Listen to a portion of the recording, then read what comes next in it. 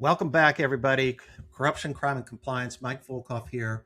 Today, we're going to talk about an issue that I think a lot of compliance programs still have on the back burner, and it should be front and center. What's really happening at the US Mexico border, and who actually profits from your cross border shipments getting through? Here's the blunt truth. At many points along that border, cartels function as a de facto taxing authority. This isn't me trying to be dramatic. It's the plaza system, and it's been the operating reality of Mexican organized crime for decades. Cartels control specific territories, plazas that correspond to smuggling routes and border crossings. And controlling a plaza doesn't just mean controlling drug trafficking, it means controlling or a minimum taxing a huge range of ordinary commercial activity that happens to move through that same corridor. There's even a name for it, piso or derecho de piso, a toll for the right to operate or move goods through cartel territory. Now, here's the part that should get every compliance officer's attention. This isn't limited to obviously illicit cargo. Legitimate trucking, agricultural shipments, manufactured goods, ordinary freight, all of it can become subject to these payments simply because it passes through a corridor a cartel controls. And most of the time, your company isn't the one writing that check directly. It's your customs broker, it's your freight forwarder, it's a local trucking subcontractor. They absorb that cost and they build it into their own fees, often without describing it accurately to you at all. That's exactly where legitimate costs and criminal payments blur together. You expect to pay real costs at the border: customs duties, inspection fees, warehousing, trucking tariffs. Criminal organizations have figured out how to hide their cut inside exactly these categories: an expediting fee, a security charge, a reinspection fee. Some of that is completely legitimate. Some of it is a described bribe to a corrupt official or a payment to a cartel connected broker, or both at once. So let's come back to the reality of a case where this happened and where this issue was highlighted yet again. And we all have faced situations at the border where sometimes people will bring you for review, and thankfully they flagged it, and a fee, an unexplained fee on a border crossing transaction. The Scholar Company FCPA action highlights this, and that's the reason for me having this particular episode. Scholar's customs brokers paid Mexican officials about $2,000 per train to clear agricultural shipments that had failed inspection. They invoiced Scholar for those payments, calling them reinspection fees. Totally plausible on paper, and the government later determined that a portion of that bribe money ultimately benefited people connected to a cartel operating along the border. Scholar didn't know that. It didn't matter. The liability attached anyway, because once you trace a bribery scheme to its ultimate destination and it touches a criminal network, that's now part of your exposure, whether you knew it or not. And here's why this is happening now, more urgently than ever.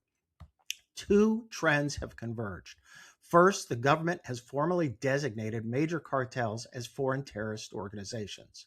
That activates the material support statutes under the Anti Terrorism Act, and those statutes reach money, goods, services, transportation provided to a designated organization without requiring that the paying company knew a cartel was anywhere near the transaction.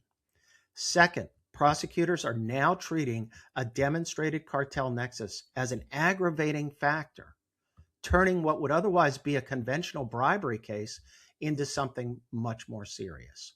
The Scholar case is the clearest example of that pattern so far, and I don't think it's going to be the last.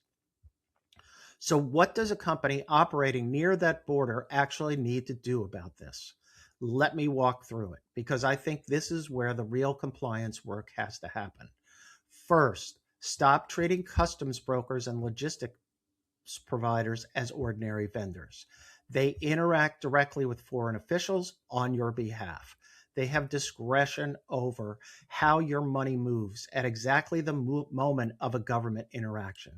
And they often operate in territory where a criminal organization exerts real influence over who gets to do business at all.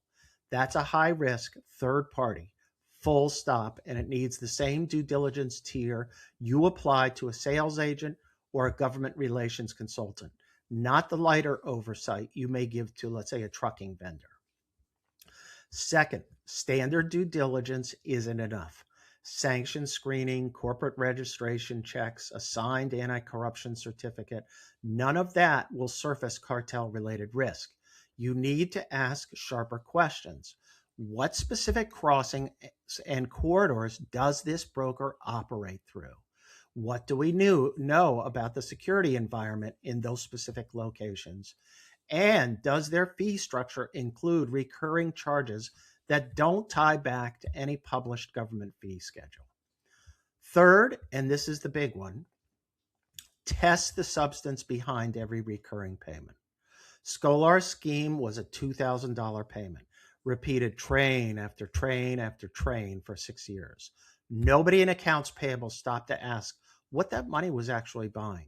If a charge can't be explained with documentation, a government fee schedule, proof of service, it needs to be escalated automatically, no matter how small it looks.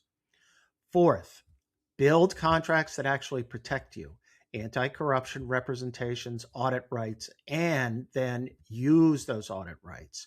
A clause nobody ever enforces is worthless, and regulators know the difference between a real control and a paper one. Fifth, get compliance actual visibility into the operational data, the accounts payable records, the customs and logistics data, the third-party payment patterns. A compliance program that can't see the transactions flowing through its own border operations cannot catch a scheme built on quiet, routine payments. And finally, break down the silos. Sanctions, anti-money laundering, and anti-corruption teams need to be talking to each other constantly on this issue because cartel risk doesn't respect the boundaries between those functions. A payment can clear sanction screening and still be a bribery risk. A bribery scheme can still carry a cartel nexus that only shows up in somebody else's data. So here's my bottom line for today. Customs brokerage and cross-border logistics have always been managed as operational functions, valued for speed and cost. That has to change for any company with real exposure to the US-Mexico border.